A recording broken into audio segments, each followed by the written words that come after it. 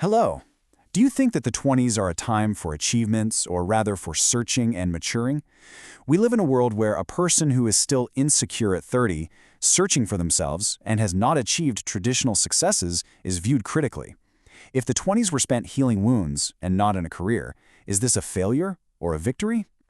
Is achievement only what is visible from the outside, or is inner growth and freedom also of great value? That is such a crucial question for our time. So in this explainer, we're going to reframe this whole idea of achievement. We'll explore why spending your 20s on healing isn't just okay. It's actually a powerful investment, not a waste at all. To really get this, we first need to acknowledge where all this anxiety even comes from. We are all surrounded by this kind of societal blueprint for what success is supposed to look like, and when it's meant to happen. Our culture tends to measure success by these really visible external markers.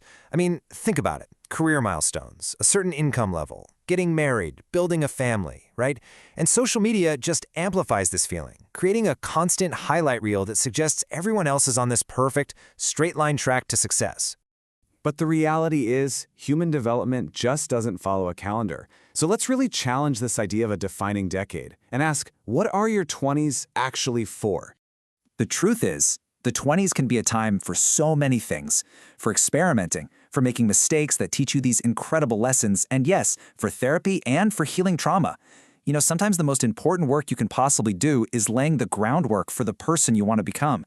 And healing isn't some detour. It's a vital, critical investment in that foundation. Which brings us right to the heart of it. If you look back and see that your 20s were spent tending to your inner world instead of chasing those external goals, what does that even mean? Let's just sit with this question for a moment. Was that time a setback, a failure to launch, or was it something else entirely?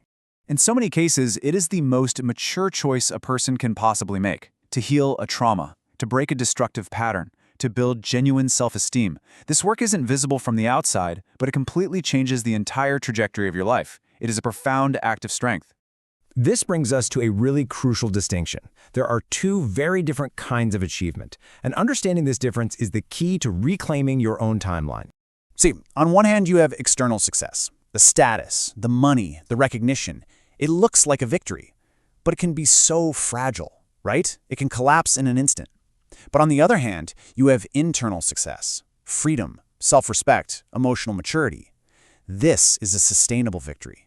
This creates the stable foundation that everything else gets built on. And this foundation builds into real, tangible, long-term victories. Choosing to heal in your 20s means you're way less likely to repeat painful mistakes in relationships.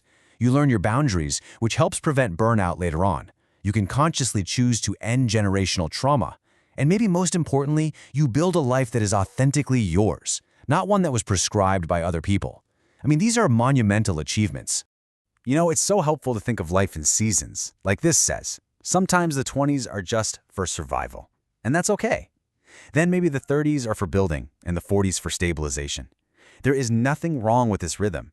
In fact, it's a completely normal and healthy way to move through life. Your pace is valid. So, if we accept that the old metrics aren't really serving us, what should we replace them with? Let's wrap this up by posing a new, more compassionate, and honestly, a far more useful question to ask ourselves. The old question, the one that's driven by all that external pressure is this: do I look successful? It's a question that's all about perception, about appearances, about living up to somebody else's standard. The new question is so much better because it's inward-facing. Am I living more whole and free than before? If the answer is yes, if you are healing, if you're growing, if you're becoming more yourself, then that isn't just progress. That is the very definition of a successful life.